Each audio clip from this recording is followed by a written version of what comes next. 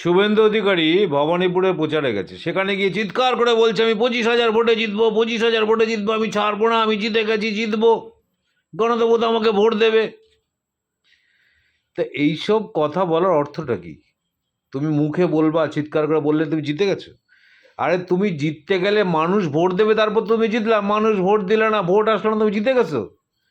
আরে মানুষ তোমার মতো একটা উন্মাদ পতঙ্গকে ভোট কেন দেবে? তোমার কোনো কিছুর মধ্যে কোনো কি স্থিরতা আছে? তুমি কি ভদ্রসভ্য মানুষ? তোমার মধ্যে কোনো স্থিরতা আছে কি? তোমার মতো একটা অসুস্থ মানুষকে ভোট দেবে? এ কোথাকার লোক? কোথাকার লোক তোমাকে ভোট দেবে? কোনোদিনও এই ভবানীপুরে মানুষ তোমার মতো একটা অশিক্ষিত, অভদ্র, নোংরা মানুষ সাইকো পেশেন্টের মতো সারাক্ষণ আচরণ করতে থাকো, তোমাকে ভোট দিয়ে দিল।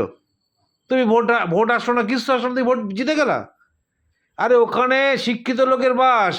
তুমি ভুলভাল বোঝালে বুঝবে না। তারা প্রত্যেকে শিক্ষিত লোক, তারা জানে কাকে ভোট দিতে হবে, রাজ্যের উন্নয়ন কাকে দিয়ে হচ্ছে কি না হচ্ছে মানুষ বোঝে। ওখানকার লোক চিন্তা করছে মমতা বন্দ্যোপাধ্যায়কে কি করে দিল্লিতে বসানো যায়, প্রধানমন্ত্রী বানানো যায়, আর তুমি ওখানে ওটা হারিয়ে দেবা। নির্লজ্জে বেহায়া উন্মাদের মতো চিৎকার করতে থাকে খালি।